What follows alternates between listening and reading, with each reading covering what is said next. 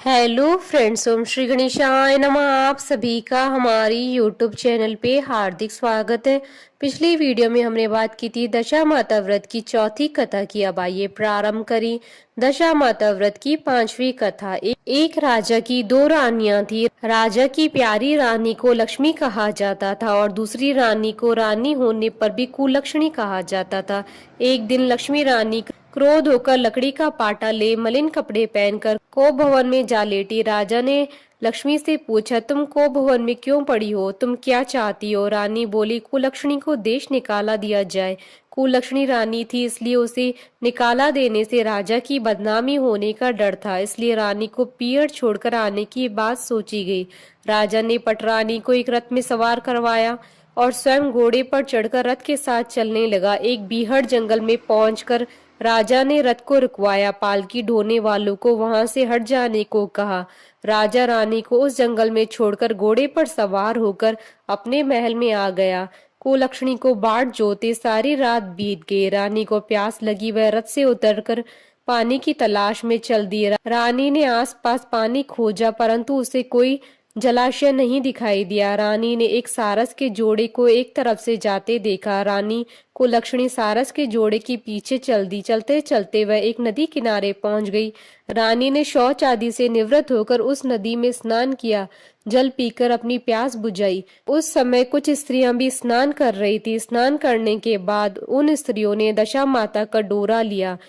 उनके पास एक डोरा बच गया था। उन्होंने रानी से डोरा लेने का अनुरोध किया। रानी डोरा लेकर अपने रथ में आकर बैठ गई। दशा माता रानी की परीक्षा लेने के लिए एक बुढ़िया का वेश धारण कर उसके रथ के पास आई। वह रानी से बोली, बेटी यहाँ बैठी क्या कर रही हो? रानी ने बुढ़िया से कहा, पहले तुम बताओ तुम कौन हो? बुढ़िया ने उत्तर दिया, मैं तुम्हारी मौसी हूँ। तब रानी उसके गले लगकर रोने लगी। उसने अपनी विपदा भरी सारी कहानी बुढ़िया को बता दी। अंत में रानी ने बुढ़िया से कहा, अब मुझे केवल तुम्हारा ही सहारा है, मेरी रक्षा करो। दशा माता की कृपा से उसी जगह माया का शहर बस गया। रानी के भाई भाभी आदि सारा मायका वहां प्रकट हो गया। रानी ने अपने पीहर के साथ मिलकर 9 दिन तक दशा माता की कथा कहानियां सुनाई। 10वें दिन डोरे की पूजा होनी थी। उस दिन सवेरे उठकर दशा माता ने रानी से कहा, नदी में स्नान कराओ, वहां तुमको स्वर्ण कलश मिलेगा, तुम उसे ले आना और जो डोली तुम्हें लेने आए उसमें बैठ जाना। किसी से यह मत पूछना कि यह डोली किसकी है। रानी ने नदी में स्नान किया। वह स्नान करके बाहर निकल आई तो उसे 2 स्वर्ण कलश नदी किनारे में रखे मिले।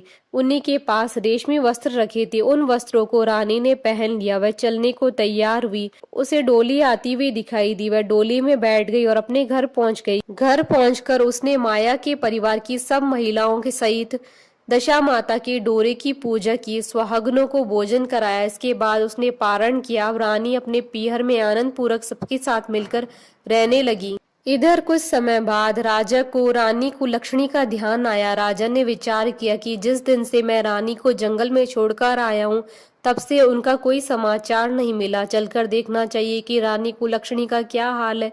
मंत्रियों ने राजा को समझाया कि अब रानी से मिलना आपके लिए ठीक नहीं होगा, परंतु राजा ने मंत्रियों की बात पर कोई ध्यान नहीं दिया।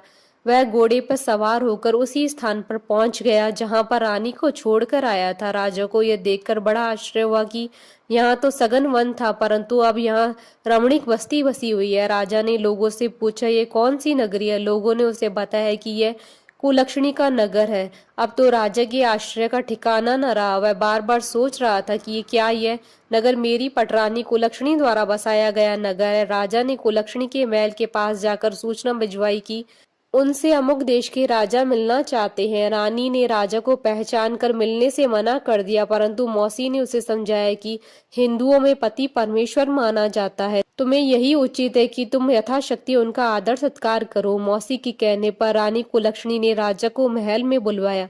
दोपहर को राजा को भोजन पर बुलाया गया। राजा के साथ नाई भी था। रानी राजा और नाई को भोजन कराने लगी। पहली बार रानी ने नाई की पत्तल पर भोजन परोसा तो नाई ने रानी के पैर पर एक छींटा लगाया।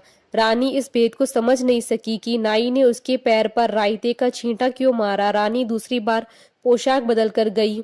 राजा मन में सोचने लगा कि यहाँ तो बहुत सी रानियां हैं, सबकी शक्ल एक जैसी है, मैं अपनी रानी को कैसे पहचानूंगा।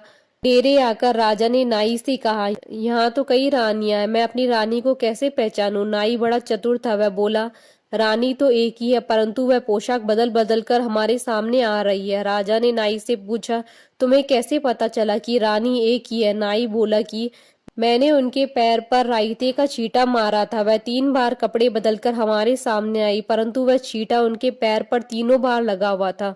अगले दिन रानी ने राजा को अपने महल में बुलवाया, राजा को अपनी मेज पर बिठाकर खाने के लिए पान का बीड़ा दिया। पान खाकर राजा पलंग पर लेट गया और रानी उसके पैर दबाने लगी। राजा ने रानी से अपने किए के लिए क्षमा मांगी, रानी को अपनी राजधानी में चलने को कहा।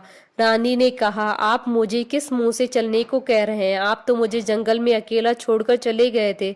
आप तो दूसरी रानी के कहने में आकर मेरा परित्याग कर चुके थे। यह तो मेरी मौसी का किया हुआ है, उसी के कारण यह सब वैभव मुझे प्राप्त हुआ है, वरना आप तो मेरा सर्वनाश कर चुके थे।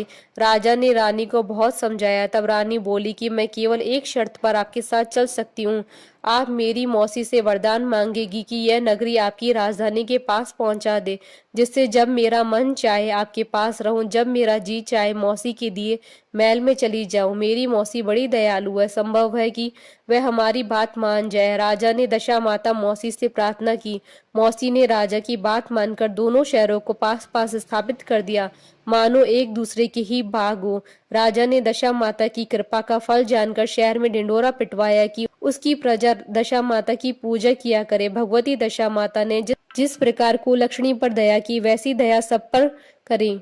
बोलिए दशा माता की जय। आशा करती हूँ कि आपको दशा माता व्रत की 5वीं कथा का ये वीडियो पसंद आया होगा, तो आप इस वीडियो को अधिक से अधिक लाइक और शेयर कीजिएगा, ताकि सभी भक्तों को इस वीडियो का लाभ प्राप्त हो सके। आप हमारे चैनल को सब्सक्राइब जरूर कीजिएगा अगर अब तक नहीं किया है तो, ताकि आप और हम कनेक्टेड रहें। साथ ही प्रेस करना ना भूलिएगा बेल आइकन को, जिससे नए वीडियो से रिलेटेड नोटिफिकेशन आपको तुरंत प्राप्त हो सके। ओम श्री गणेशाय नमः।